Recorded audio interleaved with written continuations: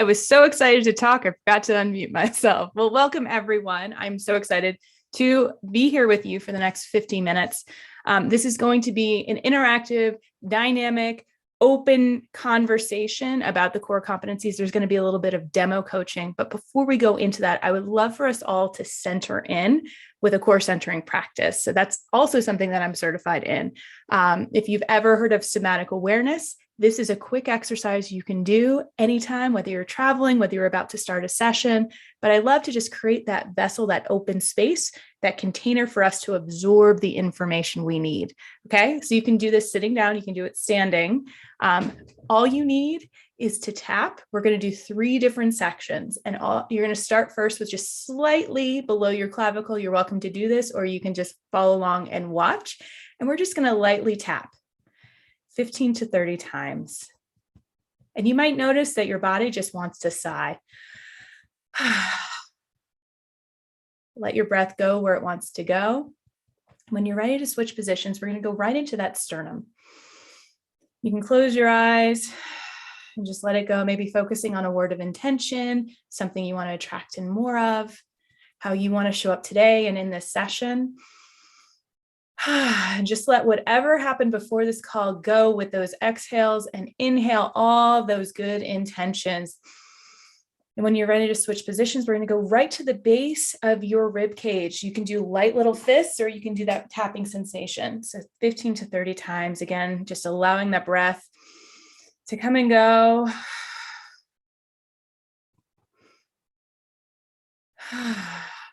Making noise if you want to. It's all good. We're on mute. You're on mute. And then just repeat back up slightly south of that clavicle. You might notice a little lightheadedness. That's cool, but you're just going to not push it. Just let your breath be what it wants to be. Focusing on that intention, switching to that sternum position. And then the rib cage. And we're going to close it off with what we call the blither, where we take a deep breath in through our nose and we shake it out like a wet dog. Are you ready?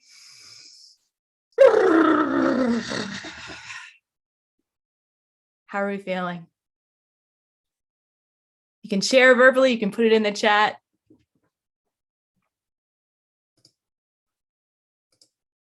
Whatever's coming up. Loved it. Love it. Love it. Yeah, you can use those. I've got a ton of YouTube videos with those different options. So just a quick question before we go into the slides. What is one thing that you wonder about in your coaching sessions? I'm going to start from place of wonder. Oh, your actual dog freaked out. I love it. Dogs and animals actually naturally blither when they've dealt with stress. It's their way of regulating. So your dog might do it with you next time. So what is one thing that you wonder about in your coaching sessions?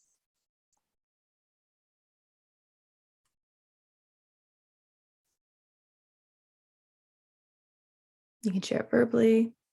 If I'm not having impact, am I pushing my agenda on my client unintentionally? How to measure progress of the session? Yeah. Of the client session? Yes. Okay, you have come to the right place, because all of these wonders will help. You'll get clarity around it with these competencies that I'm going to share. Oh, am I using the right approach of tools?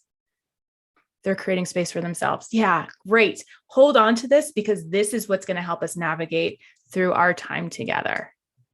All right. Are we ready to rock and roll? If you're ready, go ahead and put it in the chat. Ready.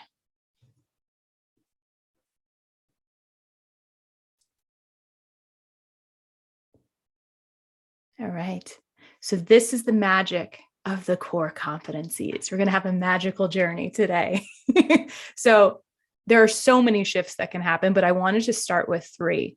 And this is what has come up in my mentor coach sessions, in my own journey as a coach and becoming an MCC, and the insights that I've learned through that process. So have you ever felt like a baby giraffe? I see some nods. So when I first became a coach, when I first started coaching in 2015, I remember feeling so excited. I have all of these skills. I have all of these frameworks. I can't wait to like tell people how to make their lives better and how to be happy. And look, it's worked for me and I'm going to share it. And then I got out into the world and I had my coaching sessions and I was awkward, clunky, didn't quite know where to put things. I knew I had the mechanics of feet and skills and client and all of the mechanics were there, but I didn't quite know how to link them together. And so what happens when we feel awkward, when we don't feel confident, we start to get into self-doubt. We start to feel self-conscious. We start to wonder, am I having the impact? Does my client like me? Is my client going to fire me? Am I going to lose money? Am I going to pay my bills? And before we know it, we are in this rabbit hole of scarcity and stress. And then where does the focus go? It's on yourself. And as coaches, we know that the magic happens when it's focused on our clients.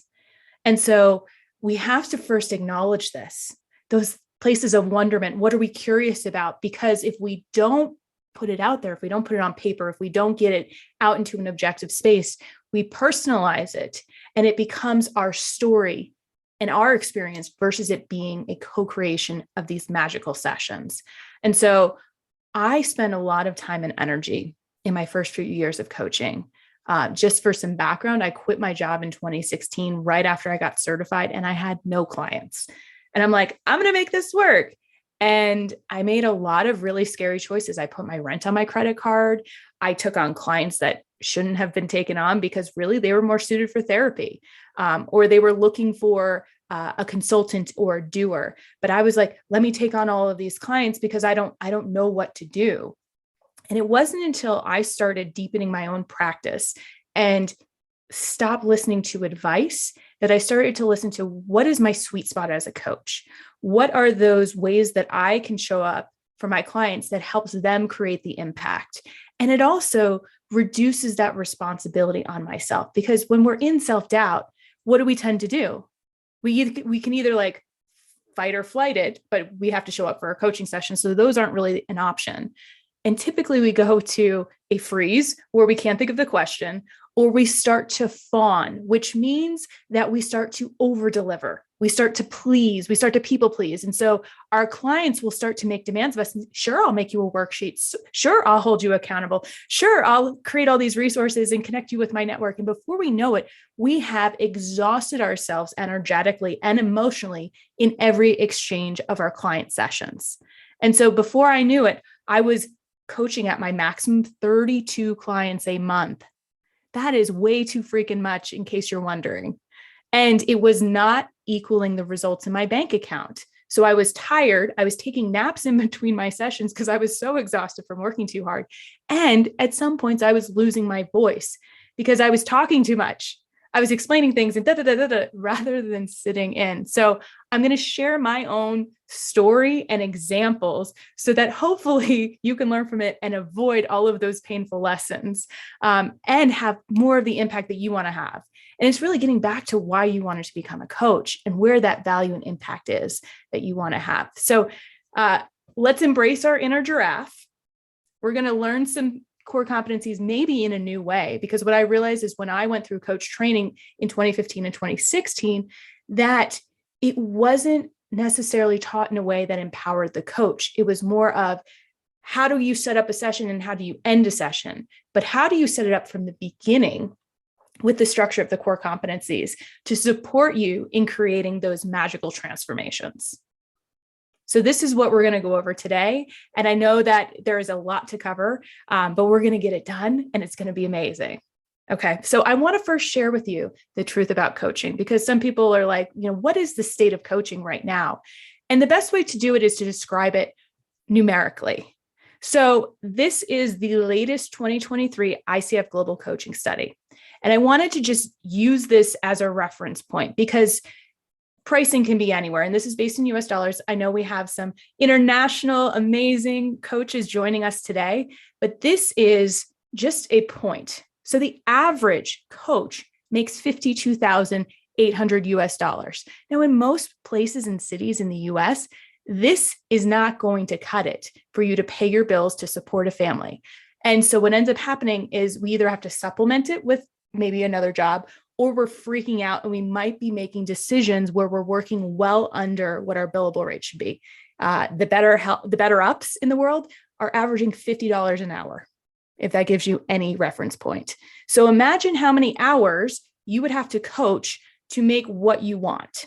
And usually you end up trying to put in too many sessions, and you're not going to have the focus, the energetic capacity, the stamina to make it work. So I just want to put this out there because this is also a reminder of charge your worth, charge your value, and keep increasing it, because there is something psychologically that happens with the clients that when they are paying their value and your value, they have even more of a transformation. So being the cheapest coach in town is not necessarily a good thing for your client. Now, you might be working with a population that has a barrier. That is separate from this discussion, but I see a lot of coaches struggling in their scarcity, that they feel like they can't push the envelope, that they can't apply these core competencies because they have to show up in a certain way that they think or they assume their coaching client expects from them. So to sum this all up, many coaches are working too damn hard and not making the impact that they want. Real talk, y'all. No one's really having this conversation, but I want to just err in the side of truth and honesty, because there is more that you can do by doing less. I like to tell my mentees, you don't need to do the most to be your best. You don't need to do the most to be your best. Okay, are we ready for some magical shifts? Can we do a little? This is our magical shift. Okay. I see 3. All right, good. Okay. So just as a reminder, I know we have people on different journeys in their coaching process. Maybe some people are just getting started. Maybe some people have been coaching for a number of years, but these are the 4 pillars, and they have changed and they will continue to kind of evolve. ICF has been really amazing at reflecting of like, is this meeting the culture? Is this meeting the expectations? Is this meeting the trends in society? We've got a sketcher going on. So if we could erase those and let's stay off the screen. So to break it down for you, there are 4 pillars. So the first is about foundation elements. And that's core competency 1 and 2. Co-creating the relationships are on 3, 4, and 5. Communicating effectively are on 6 and 7. And then cultivating learning and growth is core competency 8. So you have the opportunity to dive into any of these. This is on the ICF website, and to dig into it further. What I have found is that there is I don't know if it's translation or there's kind of coach speak that happens. So what I would love to do is give you the opportunity to hear it from a different voice, a different lens, so that you might have a deeper understanding around what those core competencies actually mean, what they sound like in coaching sessions. So we're not going to cover all 8 because literally it takes me 5 weeks in 1.5-hour sessions in group mentoring to cover all of these. And we have 32 minutes. So we're going to condense this down. I'm going to give you the highlights around it. If you have any questions, feel free to unmute and ask, and we can demo some of them depending on time. Okay, so here's shift number 1. The value and impact of a session is established at the beginning. The value and impact of a session is established at the beginning. This is focused 100% on core competency 3, which is about establishing and maintaining the agreement. I would also couple in that the first 2 are about establishing the agreement as well. So covering the code of ethics and having contracts. Where I have seen the most ambiguity, potential conflict, and friction is initially in setting up the agreement. That means in writing. So how many sessions, cancellation, what's expected of the client. Also during the discovery session of what is the role of the coach and what is the role of the client. And I think a lot of coaches get stuck in this therapy light space where we get so wrapped up into the emotional story that life coaching ends up playing the role of therapy. And as we know as coaches, our focus is on the present function to the future vision. Present function to future vision. We may look back for resources, for lessons learned, for any type of insight, but it needs to connect forward to that future vision. And I see a lot of coaches getting lost in the story that ends up circling around the past, that we're not really moving it forward. And so we're going to go over core competency 3 and what it sounds like at the beginning of the session. And I'm going to key this up. I would love a volunteer later on. So if you're feeling brave and bold, I would love it. And I'll let you know when you can raise your hand. Okay. So as a reminder, this is what core competency 3 is all about. We partner with the client and relevant stakeholders. So if we're working with a sponsoring company, they're involved to create clear agreements about the coaching relationship, process, plans, and goals. You need to know why you're going in there. You need to know what success metrics are. You need to know what the expectations are. Because if you have any line of assumption, you are going to have a mismatch in expectation. And all relationships break down from unmet expectations. So you need to make sure that there is confirmation 100%. So the first part, what coaching is and what it's not. This is very much up to the preference of the coach. And so you need to look back. What I would suggest is looking back on past coaching sessions that you've had, ones that went really well.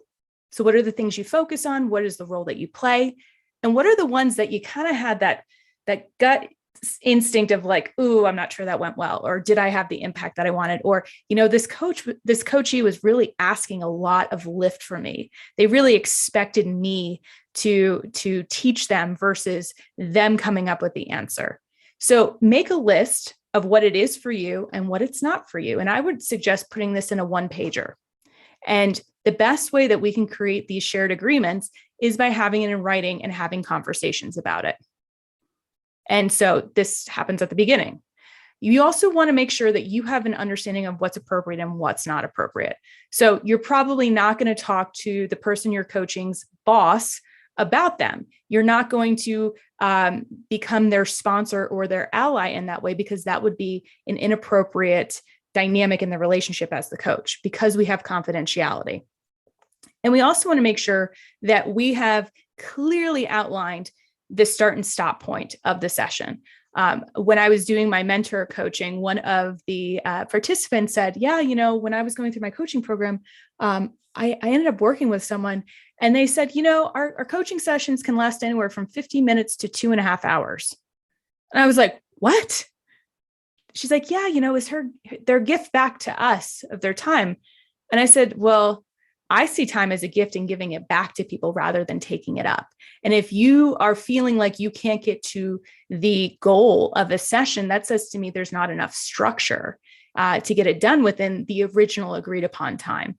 So time is a gift, give it back when you're not using it effectively, and make sure that you're communicating it. And I'm going to demo this when we get to that point and show you how you can do it. Any questions on these first 3 that I've talked about? And feel free to unmute at any point. Is anything unclear? No, rock solid? Fantastic. Okay. We also, go ahead. I'm sorry to interrupt you. It's just one quick question. What I find that happens all the time, or maybe it's me, that you go to a new client and you kind of clearly explain what coaching is or coaching is not, and you have that documented. But usually happens very often. They come back to you and asking for advice, asking for you to tell them what they should, what we should discuss during the session, so on and so forth. And, I said, maybe it's how I am doing it. I don't know. But when talking with other coaches, it appears that is something that happens quite often. So I was wondering whether you can add something to that. Yes. And it is not just you. This happens all the time, because literally companies see coaches now as a resource and as a coach. Like, the definition has been blurred. So one thing, and I am going to give advice because I'm not playing the role of a coach today, is to say, what resources do you have around this? Or what do you feel like you need in order to feel more confident around this? So typically when someone is asking for advice, they feel like something is missing, or maybe they need validation. So we have to look underneath it. So it's never the issue as it's presented. We as coaches can be curious of what's underneath that's driving it. Is it a lack of resources? Is it a lack of confidence? Is it a lack of understanding, a lack of support? So we need to kind of sit with it a little bit more, because I think the immediate impulse of coaches is fix it, make it better, give them the transformation. But the client needs to work for the transformation. So if we become the giver of advice all the time, we've created the power dynamic where they become codependent, and we need to be co-creators.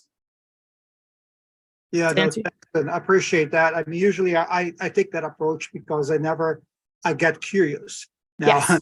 Honestly, I was hoping for a real advice. How do you stop them from asking for advice? Yeah. Well, so do you want my honest take of what I do? I said, Sure. so we've talked about this, and as your coach, I could give you the advice, but honestly, it has to come from you.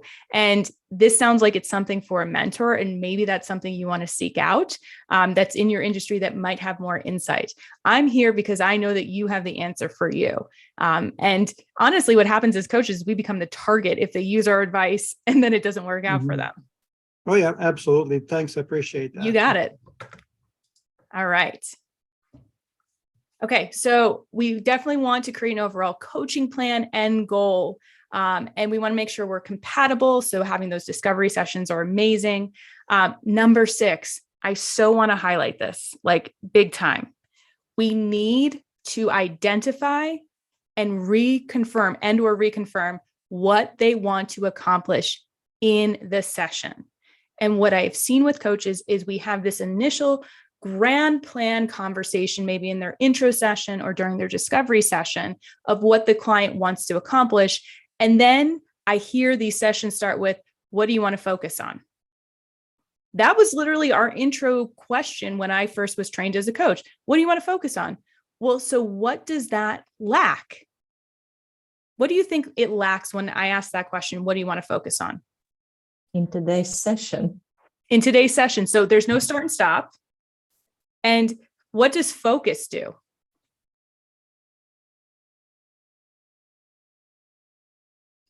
When you hear someone say, what do you want to focus on? What does that mean to you?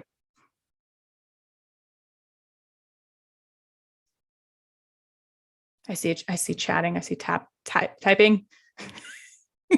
Prioritizing. Okay. So we're going to talk about it. So what's the takeaway from the session?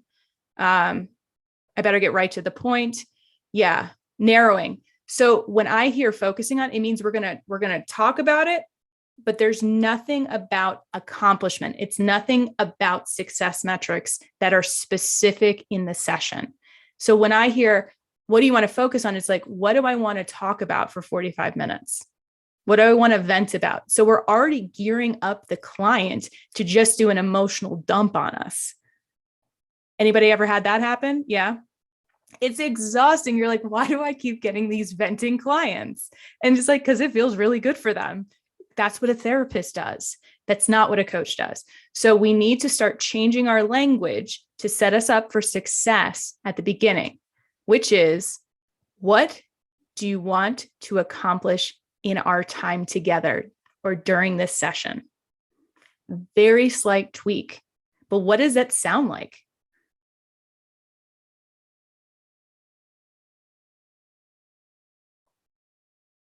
When you hear accomplish, what does it sound like for you? When you hear that question, what do you want to accomplish in our time together during your session? Progress in the chat here, a goal Yep. orientation, Yes. more agency.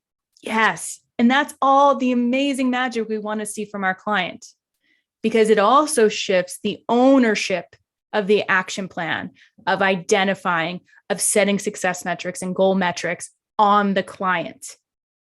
Now you may get the client, I see this question pop up a fair amount of, I don't know what I want to talk about. I don't have anything today. So that's where we go back to our expectations and agreements. We have these sessions, and, what is something that you really want to dive into today and walk away with? Maybe it's a walk away feeling. Maybe it's something else that's popping up. So they may need some more support on that, but we need to create the expectation of the client is coming in with the agenda. And I see a lot of coaches have their preset agendas of this is my program and this is what I walk people through. Oh, great question, Suzanne. So how much would a coach summarize what they did last session and what they had indicated was their next step? Okay, so here's my kind of rule of thumb. This is 100% led by the client. Because what ends up happening is if you are the manager of the agenda, of the task list, who is holding the responsibility? The coach. If it's important to the client, they are the ones that drive it. You should absolutely have your notes so you can refer back to any type of benchmarks, any type of insights that you had. But if you are the one that is setting the agenda, that is managing the agenda, all of the responsibility shifts back to the coach. So if you want to see a more equitable or client-led dynamic, this is the opportunity. They can use what they talked about last session. They can say, you know, I want to summarize what we went over, and maybe you can help me find some takeaways that we can dive into. That's co-creation. But if you are saying, we talked about these things and your next steps were these, you have shifted the power dynamic back on you. And again, this is about lightening your load, which means it's transferring that load. Does anybody disagree?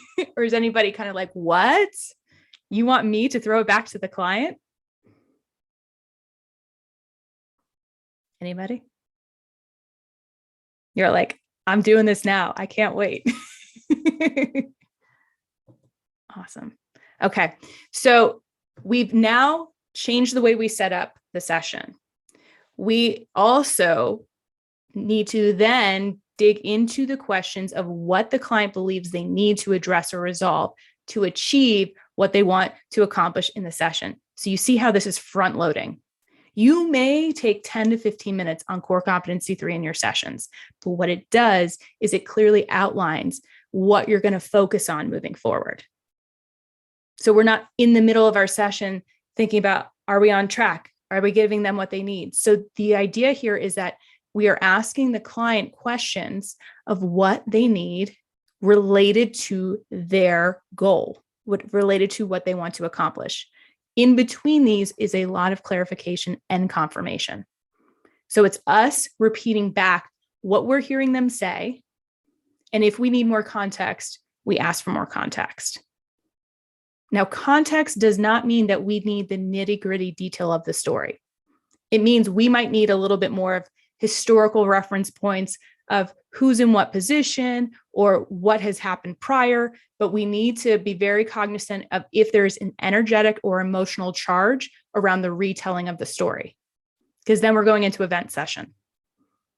Okay. There may be some of it, but if we see our client as kind of going into this like 20-minute dumping of the story, one suggestion I've used is, okay, if you could tell me this topic like in a headline in 7 words or less, what would it be? Or tell it to me in 3 to 5 bullet points. Typically, these storytellers are going to start to like tweak out a little bit. And they're like, what do you mean I can't tell my life story? But it's challenging them to be succinct and to remove the story and emotional charge from it so that we know what we're working with and we're going to get more insights. Okay, so we've had them establish the goal. We're digging in with them about what they believe they need. It might be a plan. It might need more confidence. It might need resources, whatever it is, we have to be looking for it and reconfirming. And then we need to define or reconfirm measures of success for the session. So what I'm hearing you say is you're looking for 3 to 5 steps on, or 3 to 5 bullet points around how you can approach your boss for a promotion. Do I have that right? Great. So now we've established that. Any questions on these ones? Okay. Sure, if that's a question, well, how to form that as a question, but what I usually fall into is I either feel that I too quickly narrow down on the actual goal, or I just get lost in the research of, let's say, in the contracting research and actually do not get to that criteria and that tangible part. So kind of the question could be how to find a balance there, and when to feel and understand how, when to actually stop that research and when it's time to narrow down to the criteria. Yeah, that's, so you're very like detail focused. I can tell you're like, I want to dig in. I'm very curious. Like, let's go and excavate it. And I think the big thing is to let the client lead you on this. So when you have clarified and confirmed it, that they're like, yeah, that's it. You got it. So this is what the plan is. This is what my measures of success are. Then, okay, we can stop digging. We can stop at this level for now. And later on, there might be a need to do it. But if we're constantly digging and digging and digging, it might actually frustrate you and frustrate the client because we haven't necessarily set on that future goal or future vision for the session. So I think it's listening to, when are you seeing the opening happen with the client? When they're like, I feel seen and heard, you know what I'm after today. Yay. Awesome. Okay. So this is more of wrapping it up, of managing the time. This is how to close it out. But I want to focus on this sequence. Now, with anything in coaching, think of it like a buffet. You have many options of tools and tactics. You can take what you want. You can customize it. You can put it in your language. This is something that I like to use to just simplify it. So like we talked about, what would you like to accomplish in today's session? And then clarify or confirm it as much as needed. Summarize what they've said back to you and leave the space for them to agree, not agree, confirm, clarify, whatever it is. If you need it, can you tell me a little bit more about that for context? So stay out of the story and summarize back. So what I'm hearing you say is you and your coworker have had a conflict. You would love to feel a 7 out of 10 in the confidence scale of having this conversation with them. And in order to do so, you're going to have to come up with a plan. So that's what they've said. I'm summarizing that. So I'm curious what you feel you need in our session today to accomplish that. So if you want to feel a 7 out of 10 in your confidence, what would support you in feeling that way? Oh, I need 3 to 5 bullet points, blah, blah, blah, blah, blah. This is where we can use scaling. So where do we think we are now around this topic? And if they're saying I'm a 5, where do you want to get by the end of our session? Oh, I want to be a 10 out of 10, and asking for more information. So I would love a volunteer. I'm going to keep this up here so you all can kind of follow along in the progression. Do I have a brave volunteer to be coached?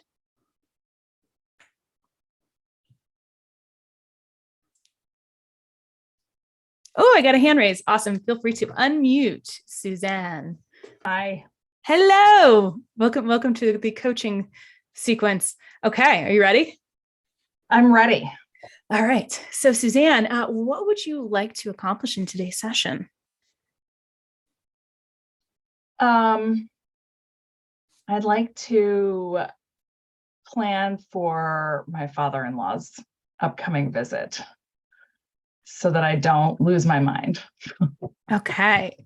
So Is this okay if it's a relationship one? Absolutely. Okay. Everything is free here.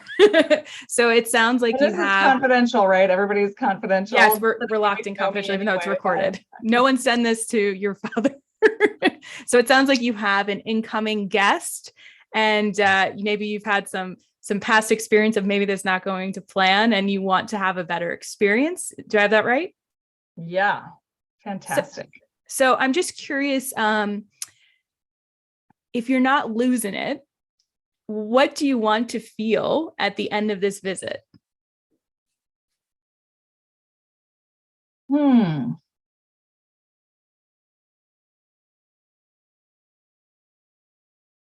do I want to feel at the end of his visit? In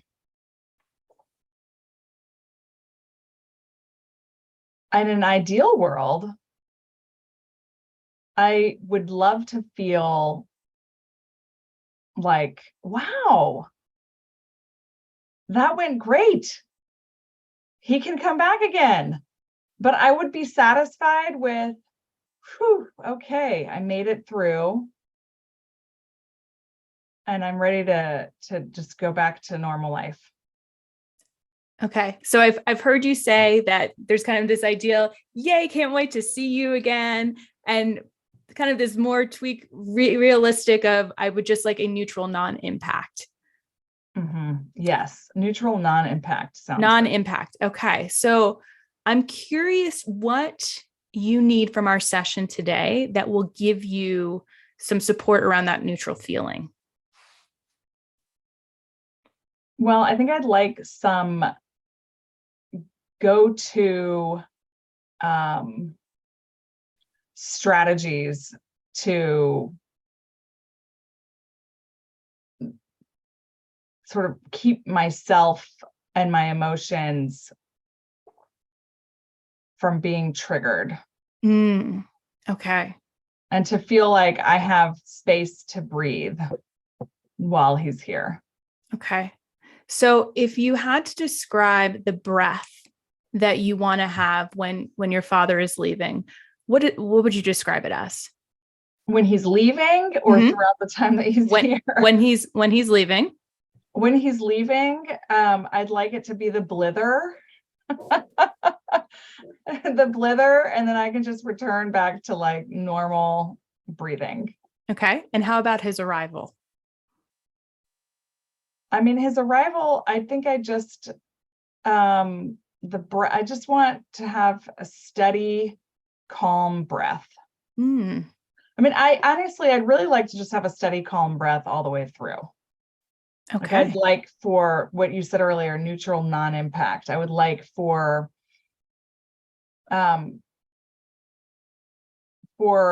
his visit to be throughout the visit to feel like I'm actually aware of my breath and that it's just steady and like supporting me. If that makes sense. Awesome. Well, it sounds like you've already created a strategy just in explaining the breath you want to have throughout.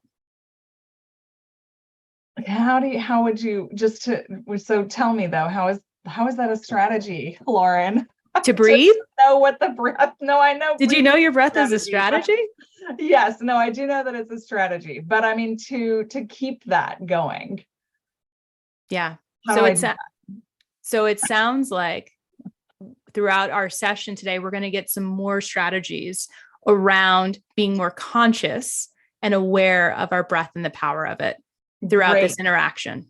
Sounds great. Fantastic. All right. We're going to put a pin on it. I just would love some observations from you and then from anyone else. What did you pick up on?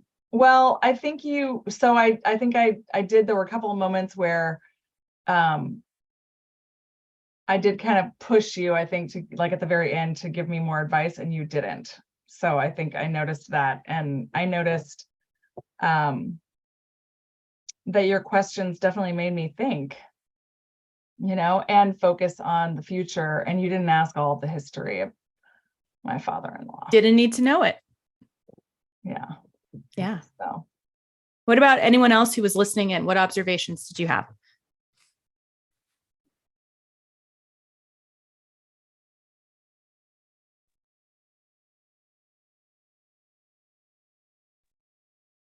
You kept inviting her to be more and more specific. Yeah. So in summarizing and digging deeper, I honestly could have spent another 10 minutes just building the structure and getting more clarity around the strategies or the expectation that Suzanne had, but we're, tight on time. But just think about like what that intro point would give you moving forward in your coaching session and then wrapping it up. Yeah.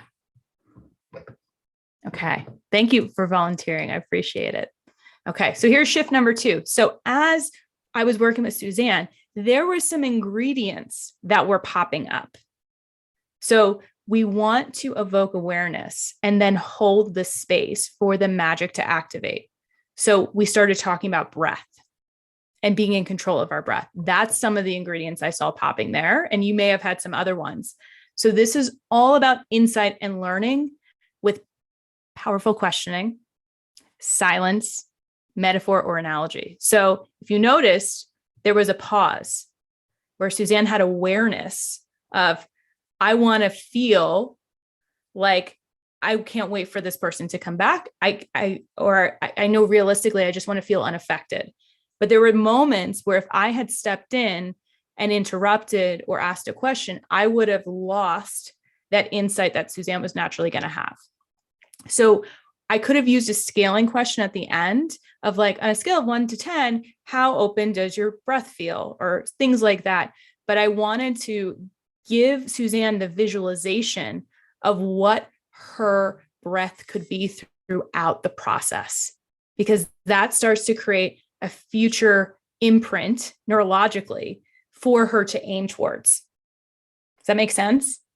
Everything is forward driving, but we need to know what's the forward visualization and ask questions for them to share more about the experience. So I could have dug into, and what does this, blither feel like? What are those emotions, or what is that? What do you see or notice about yourself?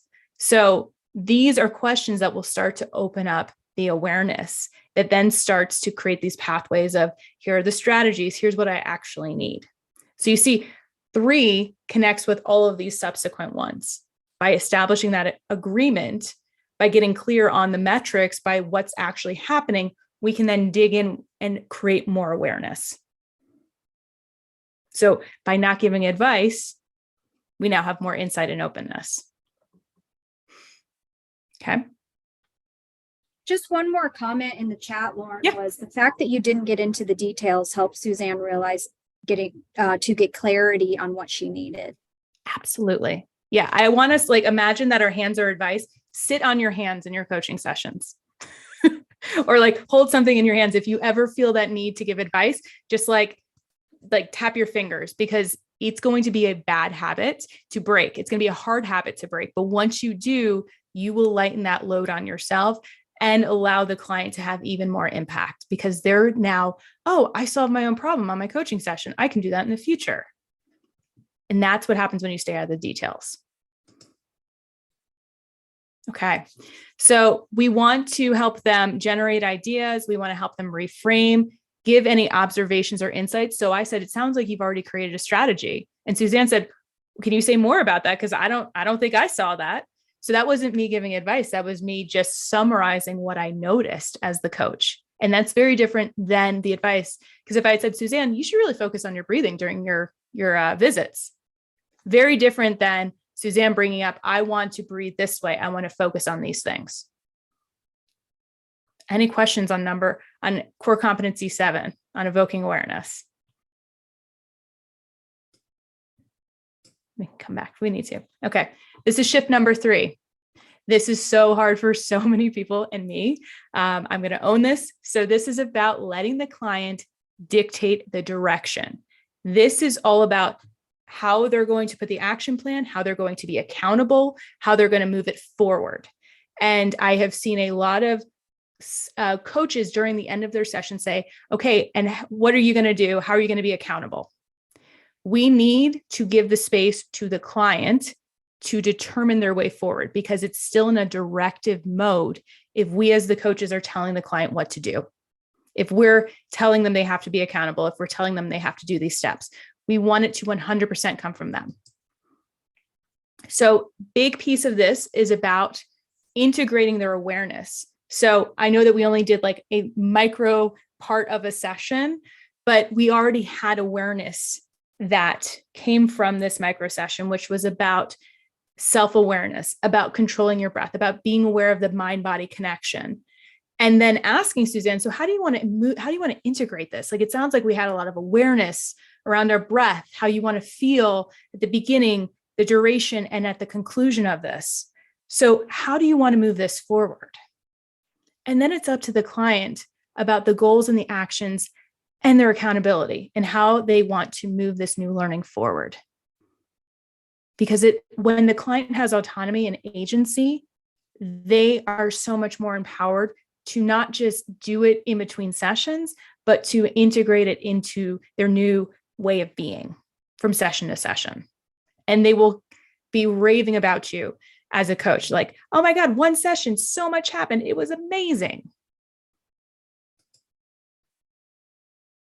So we also want to celebrate them and their progress. We want to summarize their learning.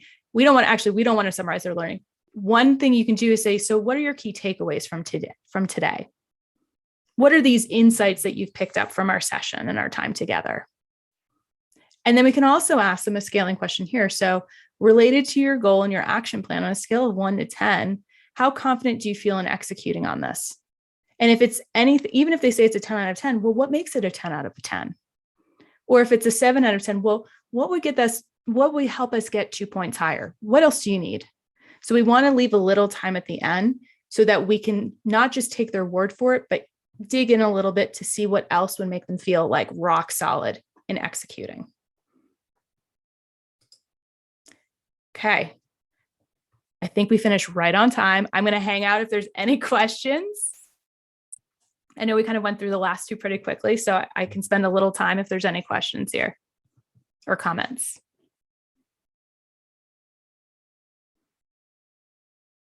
Yes, go ahead, Suzanne.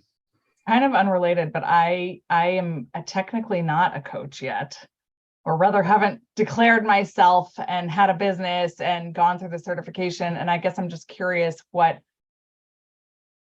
if any, certifications or programs you've done. Like So So I've gone through many. So I'm IPEC certified, so the International or the Institute for Professional Excellence in Coaching, done a ton of continuing education, 4 stages of psychological safety. And I run a mentor coaching group for people who are looking to kind of refine their skills, whether they've done a coaching program or they're looking to increase their credentials to do ACC, PCC, or MCC. But happy to share some resources if you want to connect offline. Thanks. Yeah. What are your takeaways? Anybody like thinking about the core competencies different? Did we feel a little magical shift?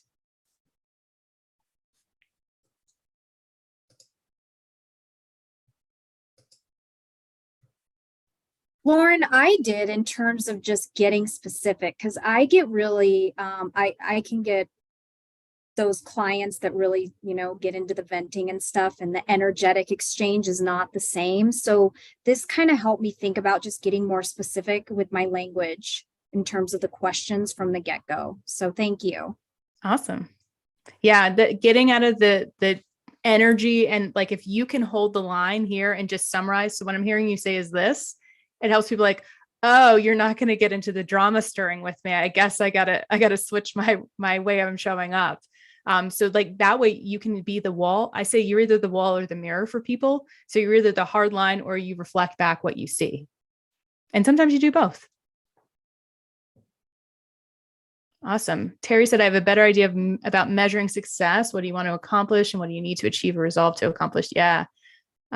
Taking more attention to the first question in the session. Yeah. And questions, like, don't feel like you have to rush it. Take your time.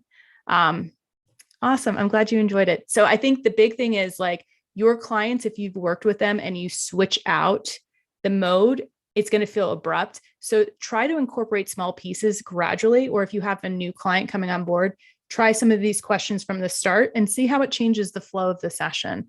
And I think you'll be pleasantly surprised. Awesome. Well, I would love to connect with you. Feel free to check out the podcast, and I've got a YouTube channel too. So looking forward to connecting with you all. Thanks, Holly. Thank you. That's very helpful. Thanks, Lauren. Thanks so much. Appreciate Do we have it. closeout remarks, Yeah. Jennifer? Yeah, we got some closing remarks here. Wait. I don't want you guys to miss this, because our beloved chapter, this is just one of our coaching webinars for this week. So please go to our website at the icfcolorado.org and check out these other speakers who will be on this week. And also check out, just becoming a member virtually. We have great events, and we also give our first chapter event for free. So go ahead and take a screenshot of this to type in that code. Okay. Thank you, Lauren. That was wonderful. Thanks, everybody. Have a great day.